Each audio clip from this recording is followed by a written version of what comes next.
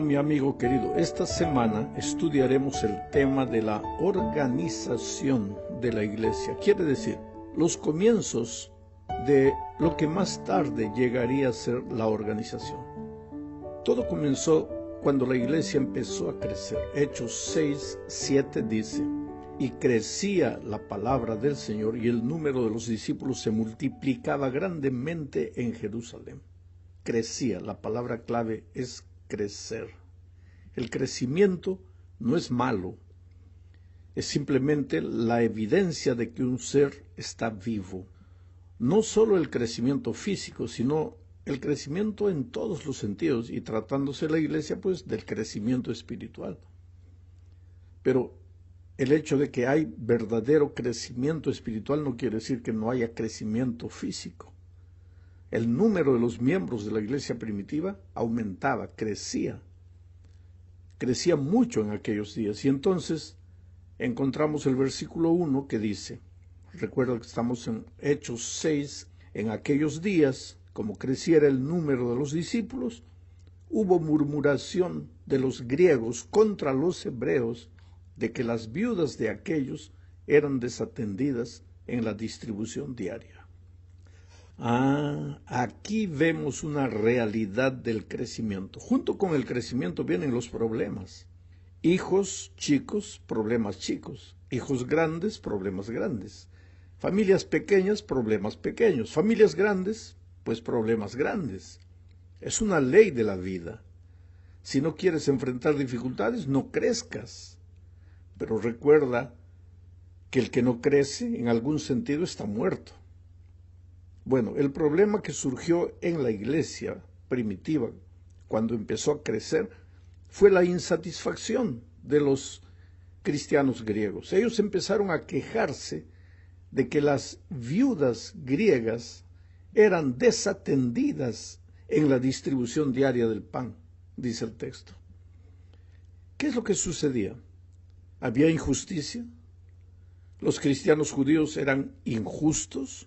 ¿O los cristianos griegos eran demasiado reclamones? ¿Cuál era la realidad? Bueno, lo cierto es que había problemas. Y cuando una iglesia enfrenta problemas, pues esos problemas son la oportunidad de evaluar las cosas y descubrir qué cambios deben ser hechos. En tiempos de aparente éxito es fácil acomodarse, y ese es un tremendo peligro para cualquier iglesia.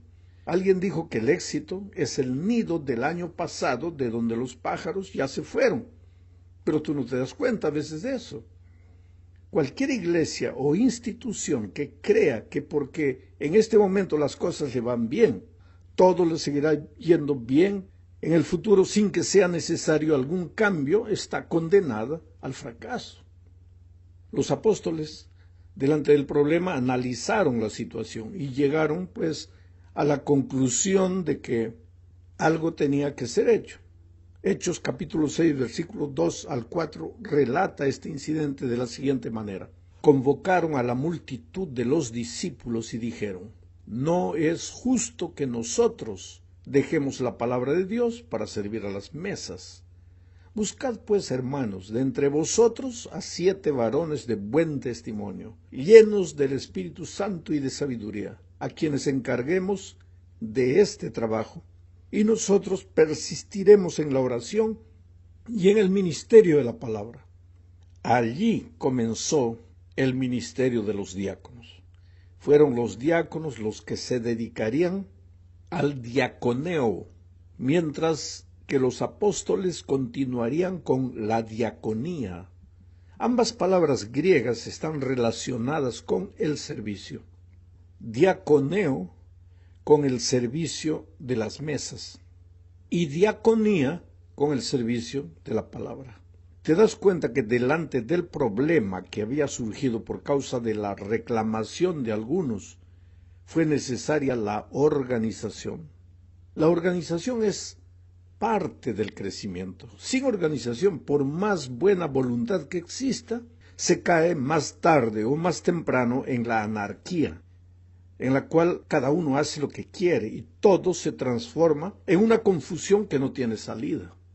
Por lo tanto, Cuando alguien dice, yo estoy con la iglesia, pero no quiero saber nada con la organización, no sabes lo que estás diciendo. No hay iglesia sin organización, porque el orden es la base de la organización.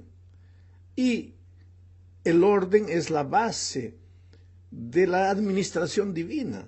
¿Por qué tú crees que Lucifer se rebeló? Porque no quería el orden. Para todo hay orden en la vida, inclusive para las cosas espirituales, para las cosas de Dios. Vamos a la segunda parte. Hablaremos aquí de uno de los 7 diáconos que fueron nombrados en aquella ocasión. Me refiero a Esteban. En el Nuevo Testamento, mira, hay 2 palabras para referirse a una corona. La primera palabra es diadema, que significa una corona real, de rey. Y la otra palabra es estéfanos, que quiere decir una corona de victoria, que cualquier ser humano puede recibir. La corona real solo la reciben los príncipes, pero el estéfanos lo puede recibir cualquiera. Ahora es interesante que el nombre de Esteban viene justamente de la palabra estéfanos. La corona real se hereda, pero la corona de victoria solo se da al que llega al fin de una carrera o al que pelea una batalla. Pues Esteban corrió la carrera del cristiano y peleó la batalla de la fe. Hechos 6:8 dice, y Esteban, lleno de gracia y de poder, hacía grandes prodigios y señales entre el pueblo. Sabes, el poder del Espíritu solo se manifiesta en la vida de alguien que ha entendido el tema de la gracia. La vida de Esteban era una vida de poder porque había entendido el tema de la gracia. La gracia de Cristo es el centro del Evangelio. Cuando entiendes que has sido salvado por gracia, no hay cómo exaltarte a ti mismo. Tú desapareces y Jesús es exaltado.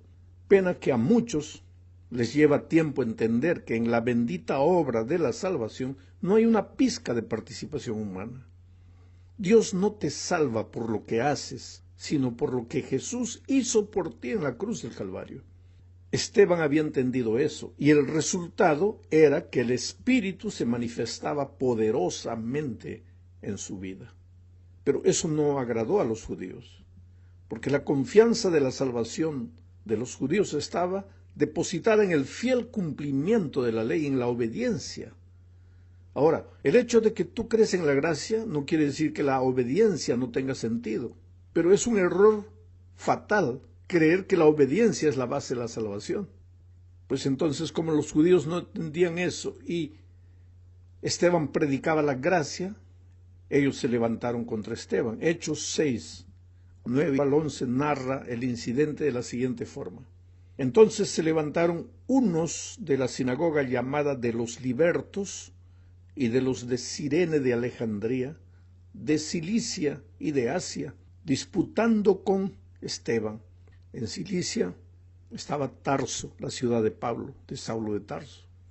Continúo leyendo. Pero no podían resistir a la sabiduría y al espíritu con que hablaba, se están refiriendo a Esteban. Entonces sobornaron a unos para que dijesen que le habían oído hablar palabras blasfemas contra Moisés y contra Dios. Voy a explicar un poco para que entiendas lo que estamos leyendo. En aquellos tiempos vivían judíos de varias naciones, cada uno en su propio barrio, y algunos de sus grupos étnicos tenían sus propias sinagogas. Los libertos, que son mencionados en el texto que acabo de leer, eran descendientes de los judíos que habían sido cautivos en un tiempo, pero que ahora eran libres del poder romano. Se llamaban libertos. Fueron estos los que dirigieron la campaña contra Esteban y lo llevaron ante el Sanedrín. Vamos ahora a la tercera parte, porque aquí veremos a Esteban ante el Sanedrín. El siervo de Dios estaba allí, siendo acusado de blasfemar contra Dios y de decir que las ceremonias del Antiguo Testamento ya no tienen valor. Y no tenían mismo, porque todo aquel ceremonial judío tenía como propósito llevar la mente de los adoradores judíos a Cristo. Sin embargo, ellos estaban tan amarrados al ceremonial que tomaron eso como motivo para acusar a Esteban. El capítulo 7 de Hechos presenta el sermón de Esteban. Este sermón es el más largo del libro de los Hechos de los Apóstoles. En este sermón Esteban recapitula toda la historia de Israel. Menciona las contribuciones hechas por grandes personajes judíos destacados como Abraham, Moisés, David, Salomón.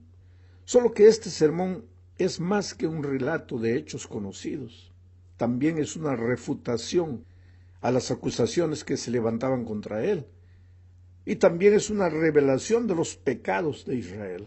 Esteban usó las propias escrituras de los judíos para probar que la nación y sus líderes eran culpables de pecados peores de los que ellos estaban imputándole a él, a Esteban. ¿Qué pecados eran esos? Primero, los judíos interpretaron incorrectamente las propias raíces espirituales. Hechos 7, 1 al 8 dice esto. No voy a leer todo el texto. Este sermón de Esteban empieza con el Dios de la gloria en el versículo 1 y termina con Esteban viendo la gloria de Dios en el versículo 55. Esa gloria, Dios quería que hubiera sido reflejada en su pueblo, en el pueblo de Israel, en el pueblo judío, pero cuando Jesús vino, pues ellos lo rechazaron porque estaban amarrados a su ceremonial y no vieron a Jesucristo. Uno de los peligros de estar tan amarrados a la tradición, que no tiene base en la Escritura, sino en la costumbre, en la cultura, uno de los peligros de eso es que tú no veas a Jesucristo con claridad. Bueno, el segundo pecado que Esteban menciona de los judíos es que ellos rechazaron a los libertadores que el Señor les envió. Eso está en los versículos 9 al 36. En tercer lugar, ellos desobedecieron la ley, versículos 37 al 46. Los acusadores de Esteban argumentaban que él estaba contra la ley, y sin embargo a lo largo de su historia el pueblo de Israel había sido el verdadero pueblo desobediente. El cuarto pecado que Esteban menciona de los judíos es que ellos despreciaron su templo. Eso está en los versículos 44 al 50. Mira cómo son las cosas. Ellos lo acusaban a él, a Esteban, de querer destruir el templo, y sin embargo ellos habían pervertido el verdadero ceremonial del templo. Quinto pecado, ellos resistieron obstinadamente a su propio Dios y a la verdad. Eso está entre los versículos 51 y 52. Este es el punto culminante del sermón de Esteban. Voy a leer. Duros de cerviz, versículos 51 y 52. Duros de cerviz e incircuncisos de corazón y de oídos, vosotros resististeis siempre al Espíritu Santo, como vuestros padres, así también vosotros.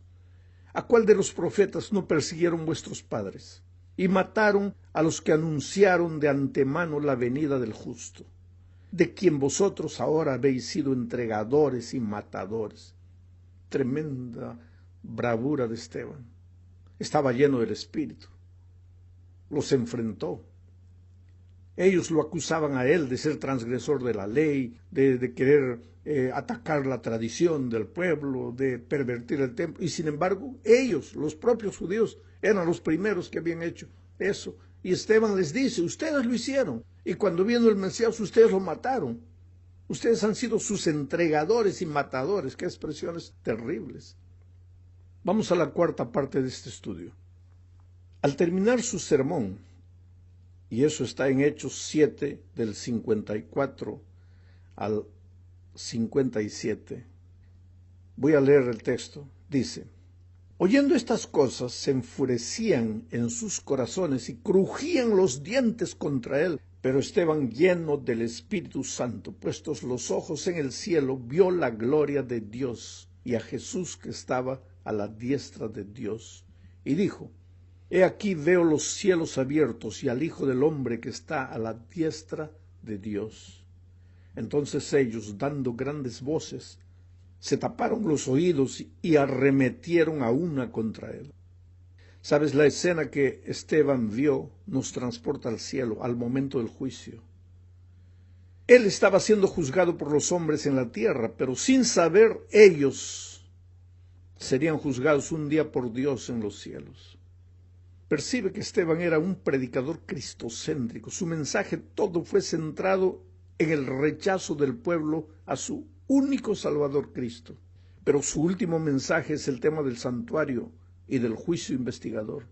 El texto dice: pero Esteban, lleno del Espíritu Santo, puestos los ojos en el cielo, vio la gloria de Dios y a Jesús, que estaba a la diestra de Dios, y dijo: he aquí veo los cielos abiertos y al Hijo del Hombre que está a la diestra de Dios.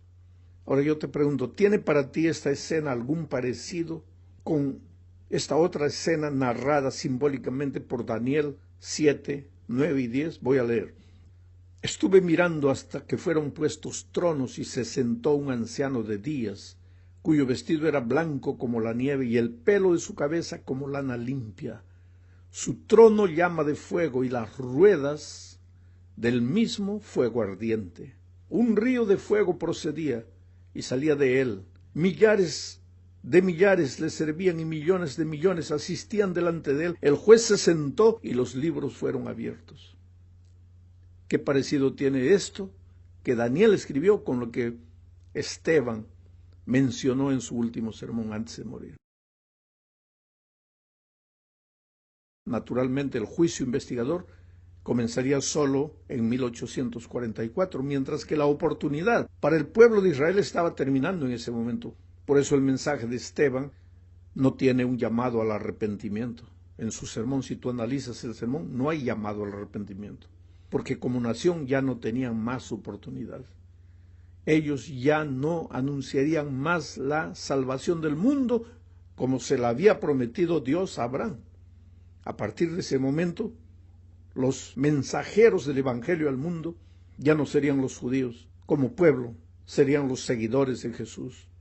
Judíos o gentiles, pero seguidores de Jesús. Ellos deberían abandonar Jerusalén y dar testimonio a todo el mundo, testimonio del Evangelio. Sin embargo, los judíos podrían salvarse, claro, pero individualmente, ya no como nación. Por eso Esteban oró. Hechos 7, 59 y 60 dice: y apedreaban a Esteban, mientras él invocaba y decía: Señor Jesús, recibe mi espíritu. Y puesto de rodillas, clamó a gran voz: Señor, no les tomes en cuenta este pecado. Y habiendo dicho esto, durmió. Y esa oración intercesora fue respondida poderosamente. Porque aparentemente, ¿quién diría que aquel movimiento de agresión estaba siendo dirigido por Saulo de Tarso, a cuyos pies colocaron las ropas ensangrentadas de Esteban? Y algunos días después, ese Saulo se convierte como resultado, entre otras cosas, de la oración de Esteban en el último momento de vida. Llegamos ahora al fin de este comentario, hablando sobre la propagación del Evangelio a partir de ese momento. ¿Sabes? La muerte de Esteban desató una tremenda persecución contra la iglesia cristiana de aquellos días. Pero la historia ha demostrado que es en la persecución y en las dificultades que la iglesia crece. A lo largo de mi vida, en diferentes países, he visto que cuando la iglesia entra en crisis por algún motivo, no voy a especificar este o aquel motivo, pero cuando la iglesia entra en crisis es ahí que crece. Porque es en el dolor que la iglesia testifica. Por donde quiera que los cristianos eran esparcidos en aquellos días, testificaban de Jesucristo.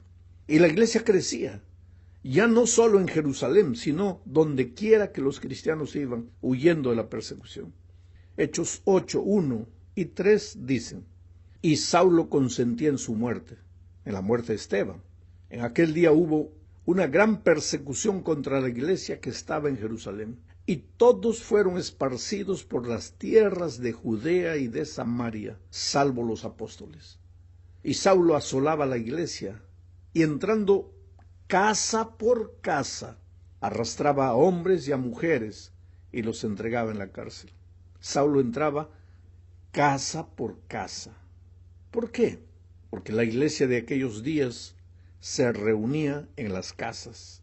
Saulo sabía que si destruyese a la iglesia en las casas, destruiría a la iglesia como un cuerpo.